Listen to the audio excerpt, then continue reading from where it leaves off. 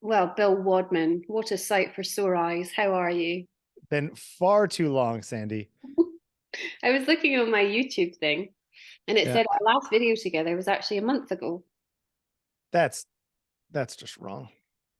That's the longest break we've had since we started, I think. But anyway, Well, I think it should be the longest break we ever have, as far as I'm concerned. until death. Anyway, Bill Wadman, what do you believe in? Myself, sometimes on a good day. What does that really mean, though? I don't know. Belief, faith, it's largely irrational, right? It's like you have no evidence for it. If you had evidence for it, it wouldn't be belief. Is that true?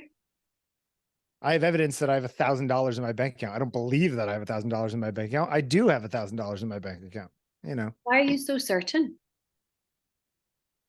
because What there's a what is number on a piece of paper. no, but what is the point of proof, really, I think is also Oh, part of I see. hmm. I don't know. If you don't have evidence, then anything is possible, in which case nothing is, you know. Gotta have some separation.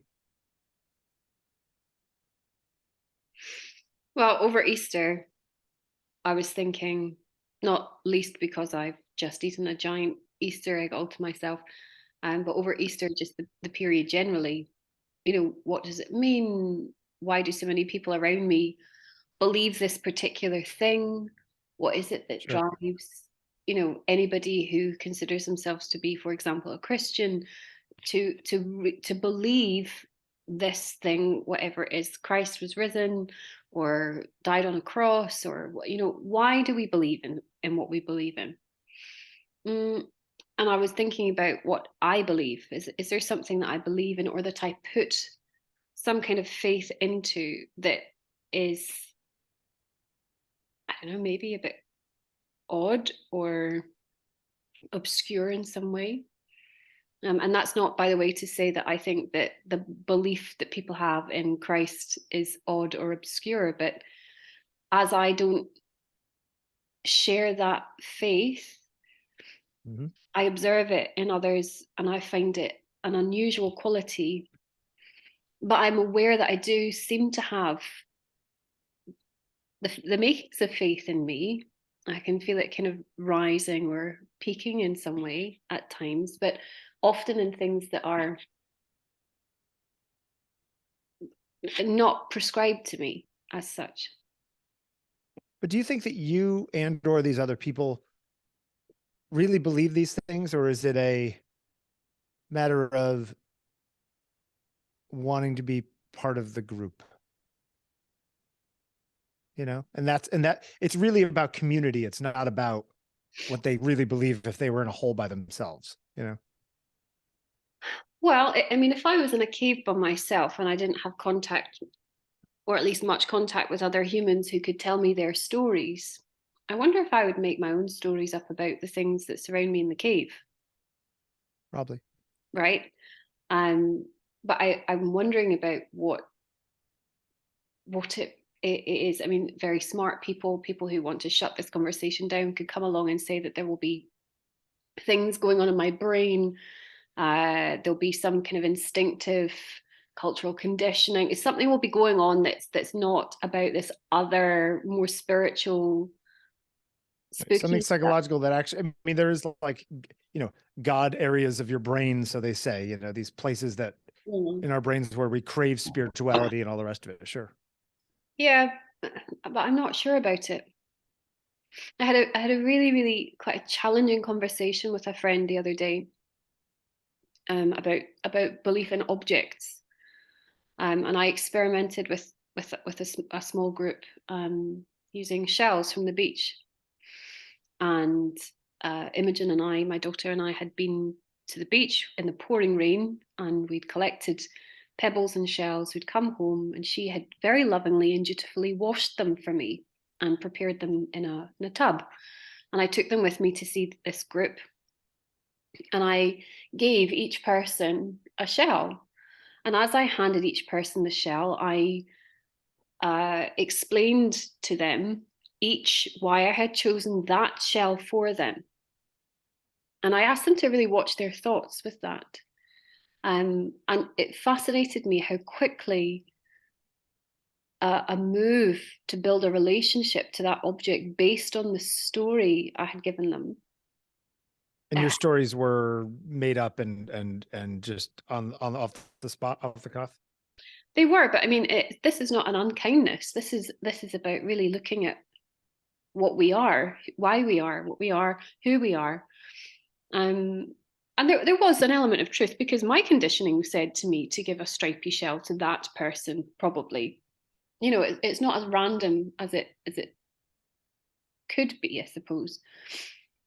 But it seemed to me that, you know, if somebody told me that this bit of purple wrapper from the egg that I have just eaten was in fact, you know, a sacred pebble from a purple well, Sure. would I go there? How could I go there? What would it be that would convince me? Do I need convincing ever? You know, it's interesting. You know, you would think that I would be on a very hard other side of this conversation in a lot of ways from our past conversations. Well, I'm not having an expectation though. Okay. She's like, I don't do expectations. My you know, my father died, whatever, 18 years ago now. And at his wake, after his wake or funeral, after the funeral, I think. Anyway, there was a you know, we had a luncheon at a restaurant, and the restaurant was at this golf club, at this golf place, right? And I was standing outside, and my friend Jason Nardi, who came all the way in because my father passed away, had picked up a stray golf ball. Yeah, and he handed it to me. Before. I still have the golf ball. You know, that golf ball is one of literally a billion golf balls just like it. But I've imbued meaning to that golf ball, right? Okay, so in the imbuing of meaning into that golf ball, Yep. Does it fundamentally change the golf ball?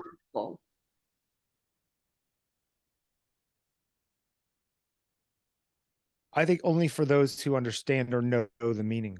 I think if I died tomorrow and somebody opened a box and found a golf ball, they wouldn't have any reason. They might think, oh, this was special enough for Bill to have it in a box, and Bill doesn't play golf. So there must be something to this. Right. So we need a story to have the faith. Yeah. Or do we? I mean, again, it's so hard. I think we need to believe there's a story. Right? The story doesn't actually have to exist. We have to think that there is a story at some level, whether there is or not.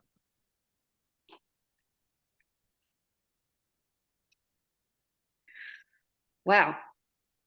I mean, there's all kinds of belief, perhaps lies, subterfuge, superstition, ritual in this. So this is a photograph of a statue of the Virgin Mary in a small town square in Lecce or Lecce in Italy in 2020. She cried tears of blood. And hundreds of pilgrims flocked to her feet. Sure. Right? So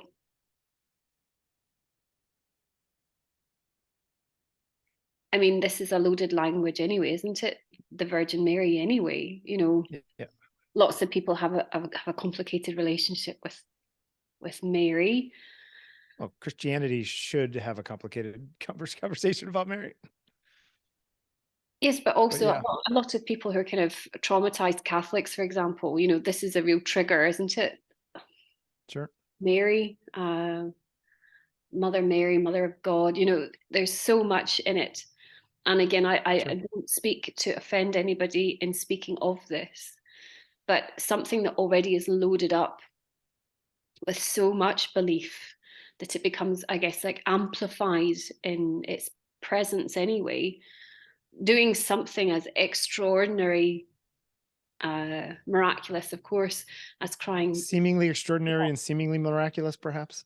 Okay, but to keep the But yes, cynicism at yes. bay for a moment, you know, when we don't have facts,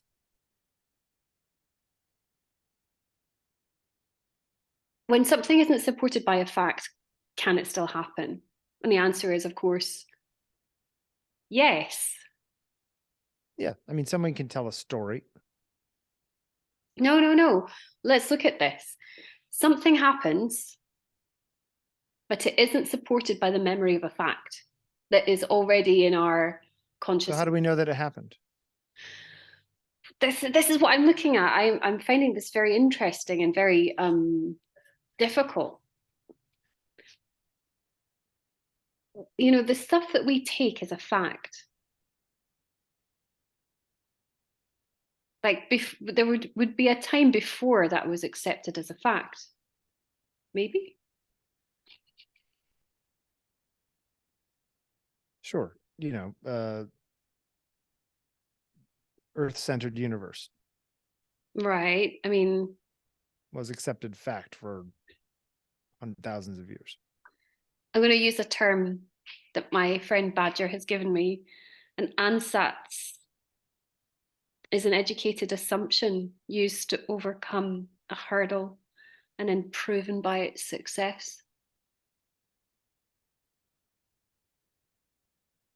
We don't know exactly what, but I'm pretty smart, so I can make an educated guess. And if that gets us over a hurdle, then we're going to go with it.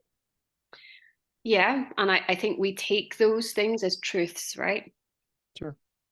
Um, I know this is a huge leap and again, possibly offensive. I don't intend it to be blasphemous or offensive, but let's say we have a statue of the Virgin Mary. The Virgin Mary is loaded up with the language and symbolism of Christianity and the Mother of God, and so on and so on. And here she is in this square in Italy, and she cries the tears of blood that mean it's a miracle, that there's a sign from God, something has been bestowed upon that community or that particular church or that particular square or that particular person who at first saw the tears of God appearing, like through prayers or intercessions, saints or this saint something. I can't remember where I was going with this. It just seems to me that we don't have a language of recognized truth, but we do have faith.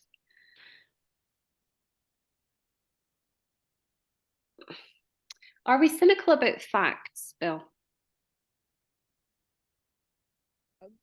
There are a lot of people who were cynical about facts over the course of the COVID pandemic. Sure. So sure, that happens. Okay. Where are our tolerances to truth?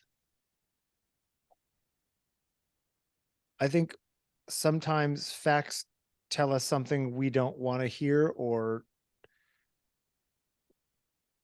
disagree with how we feel. And I think we question them more then.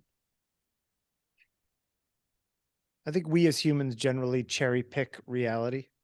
I mean, I'm sorry to do this to you, but here is the Virgin Mary. Yep. She is a center figure, an icon, or upon which or into which people project the most powerful of emotions and the most poignant and profound faith and belief. Right. Now, with the golf ball that may fundamentally become changed through your relationship to the story that surrounds it. Mm-hmm. I wonder, when we have something like a figurine or a statue that has been the center of a collective focus, for example, if it in any way enables something that we just don't know yet as a fact. I mean, my thing is that I imbued an emotional state or an experience that I had on an inanimate object so I could remember that moment. If I had a photograph 4 a.m. that morning of a guy on a ladder with an eyedropper of blood, putting an eye drop on there, would that change the way that people felt about it the next day? Well, I I mean, don't know.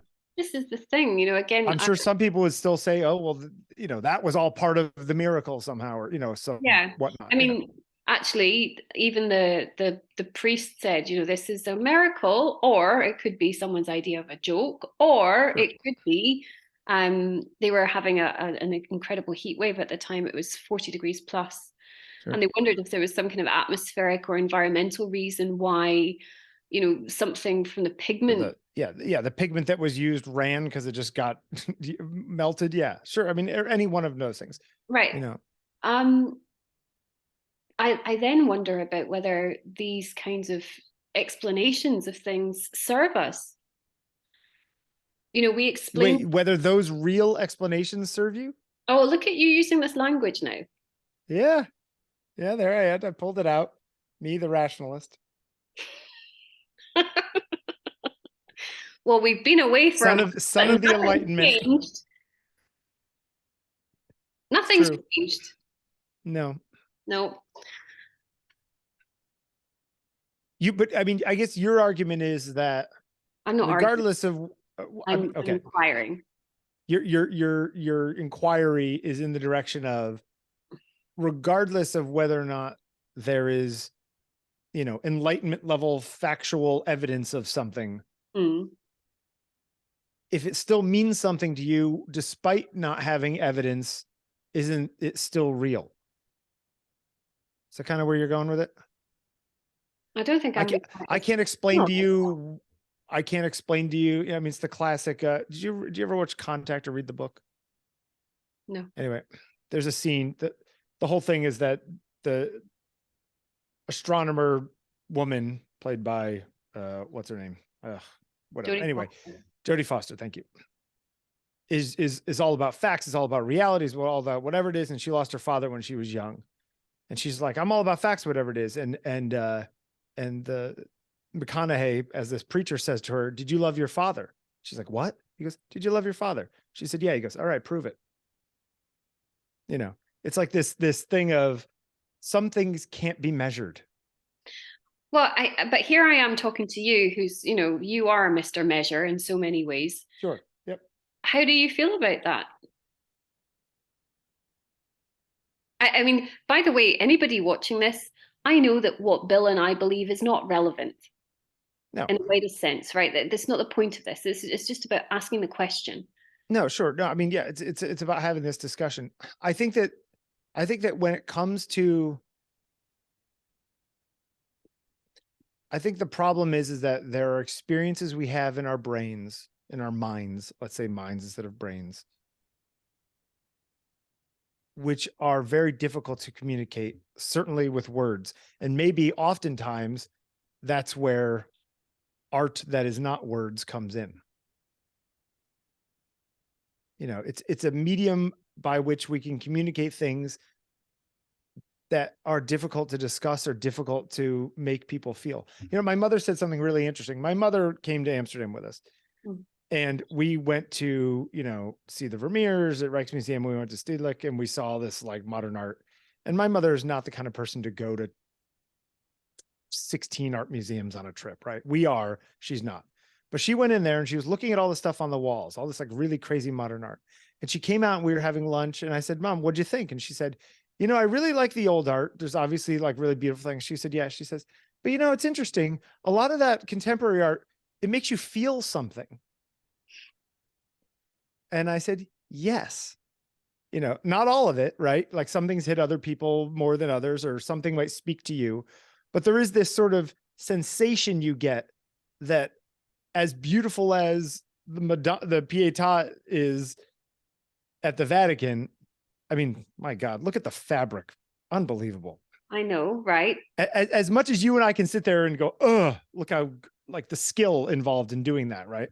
It doesn't, as a non-pious person, this doesn't make me feel anything other than overwhelming, like, for the artistry and the skill it took to make this.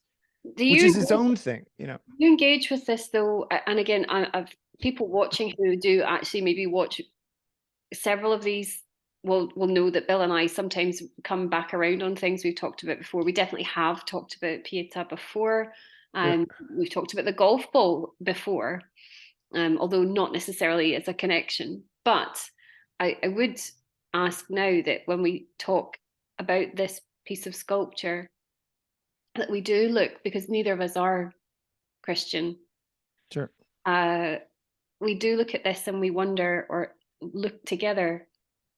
You're saying that you feel something for this skill because it's an Yeah. admiration, right? Do you not feel anything else at all? I mean, I think that a lot of the artwork that was made over the course period of time in the West, when most art was made for religious purposes, was made to say, see how amazing this is. This person must have been imbued by God to have made this. You know, I mean, that's sort of like the implication for a lot of it, I think. Okay, but you don't sentimentalize this, for example? I see it as a masterpiece of Western art, and therefore I put it up on a relic sort of board more than, you know, the small pinky finger bone of St. John, right? You know what I mean? Like, for me, this is an almost religious relic just because of the quality of the art. So it's funny, like I do believe, you know, it's funny. We when we were seeing those Vermeers, I said, you know, there's so many people who would come here and look at, they collected these things from all over the world to be here in one place. I said, Heather, you and I are kind of treating these things as religious relics we get to go see. Right.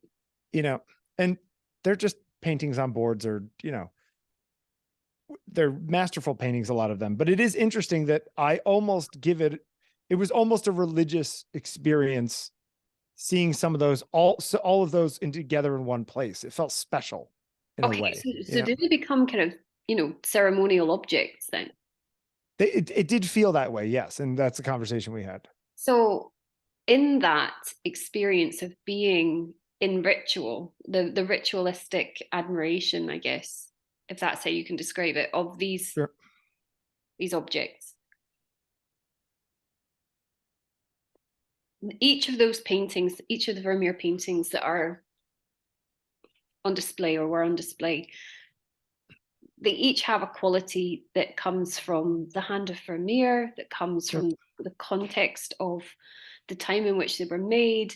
They come The history that's been put on top of them by historians and art history people over the last 200 years. right. They also have the energetic patina of the people who have owned them or lost out to them, the people who envy them, the people who envy the people who own them. There's all Extra kinds of juice that all of that many of them were in one place has its own thing, you know. right. So the collective creates a new dynamic between them, Yep. and so on and so on. Do they? This comes back to something we again talked about. Do they live? Do they become? Do they become I our? think they become living members of our society or our civilization to some extent. Because my brutal line about art is just that art is basically dead. Art is dead Sure. things, right? Yeah. But with this worshipfulness and this attention in the belief we might have in some way, I wonder if we vitalize the dead, we invigorate, animate. Is that a good thing if we did? I don't know, I'm just looking at it. Yeah.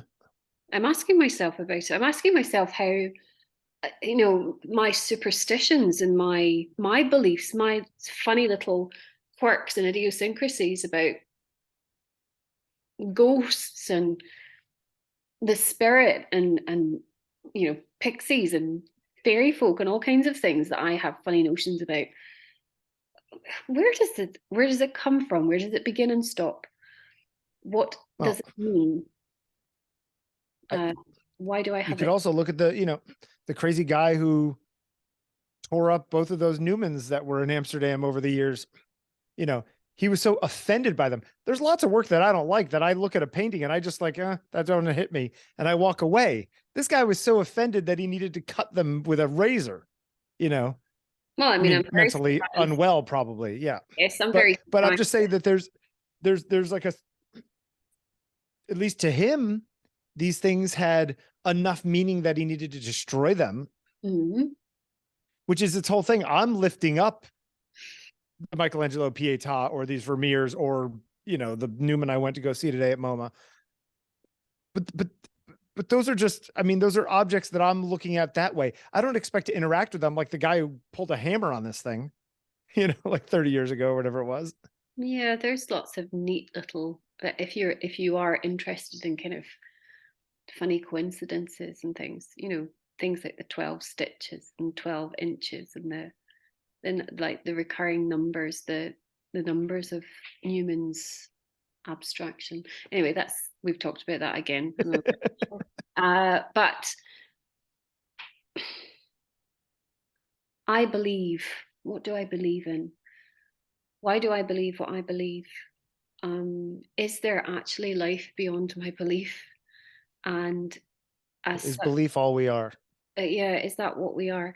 And further to that, back to my example, my real example of with the people in the group and giving them the shells and the pebbles.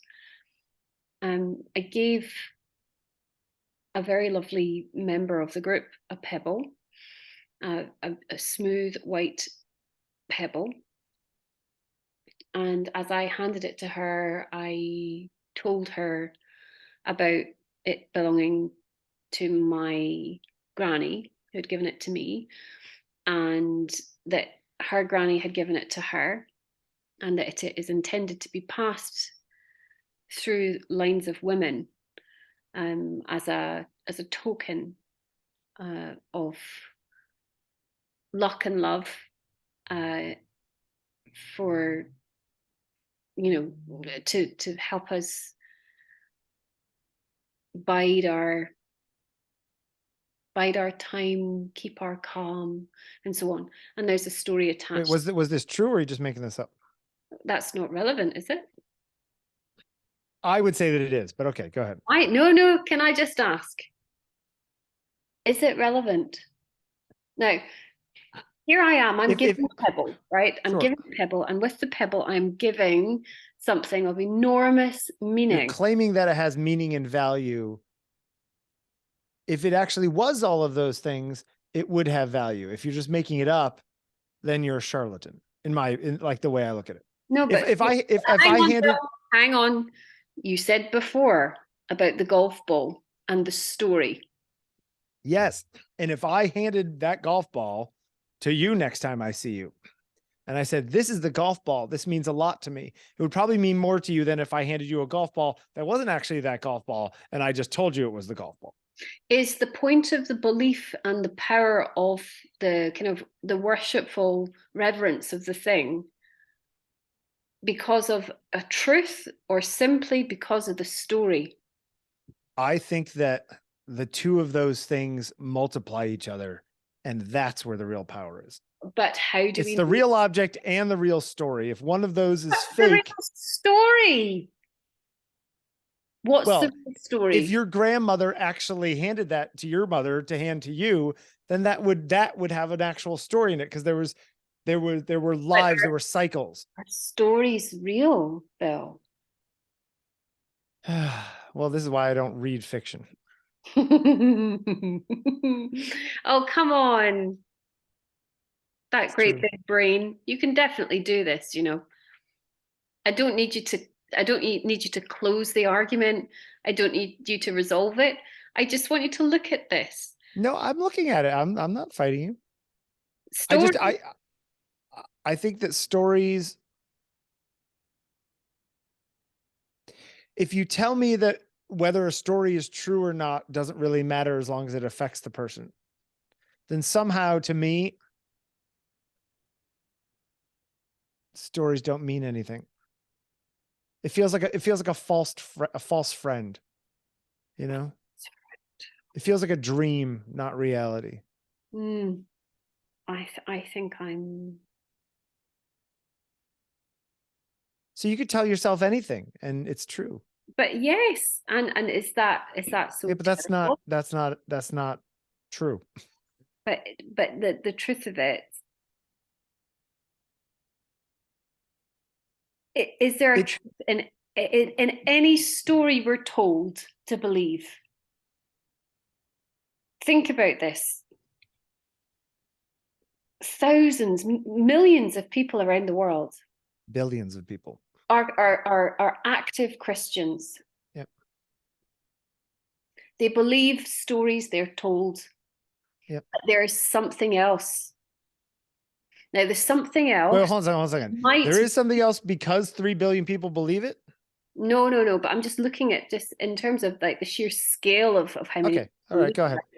It's quite a compelling number of people, right? If we were going to say, yes, let's go along with the crowd, we might go along with that crowd because there's so many of them.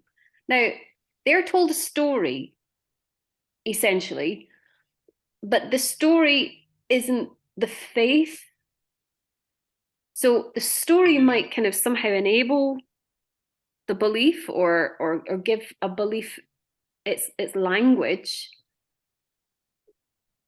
but it's not the story. So in giving the pebble and telling the story, I'm building the relationship that we need, the bridge to the belief. But the belief itself is something that is actually transcendent, maybe, of. Yeah, but the belief that that woman has in that pebble is built on false pretenses. Is that I haven't said whether that's right or wrong, by the way. I know. I'm saying if you were lying, if you were making it up, I don't know. There's something to it's interesting because you would like to I would like to land on the ground and be grounded forever, where you would like to fly forever. That's, by the way, not necessarily true, but uh,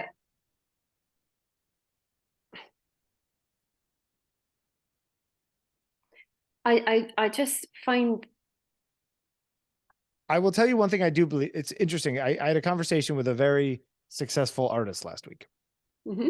And I said to her, do you ever have a hard time keeping in your head the fact that the things that we do as artists both simultaneously need to mean everything to us, and we have to believe that they are important, while simultaneously realizing that for the most part, most of the things we make probably are not important in the larger grand scheme of the world to most people. Right. And she said, yeah, I understand what you're saying, but in order for me to get up in the morning and do the things that I do, I need to believe that they're the most important thing in the world. Okay. I think in some ways, part of my frustration is that I can't not think the way that I've been talking for the last 20 minutes. And that it's like I'm holding onto a balloon floating up, and there's a little part of me that's on the ground, like pulling the string of the balloon back down to the earth. Can I just look again? When the balloon is pulling you, Bill, Yeah. what bad thing do you think is going to happen if you just hold on? Not a bad thing per se. It's just then I don't know what is up and what is down. But you don't What know is right, what is wrong, what is good, and what is bad. that this is part of the same currency of it, isn't it? It's that then there's a real assertion there in that this must be bad or this must be good, and all these things are on these moving, Not moving. necessarily. I just want some reference to where north is so that I can have a sense of where I am. If I'm floating, I don't know where I am, and therefore I don't know how far I've come. I don't know where I'm headed. I don't know where I came from. And that makes me uncomfortable.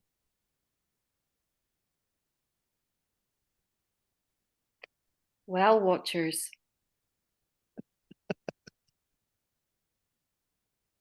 we must finish tonight all imagining, visualizing as a collective. I wonder what will happen. Bum, bum, bum. Bill floating, holding onto his balloon. Like the old man and Up.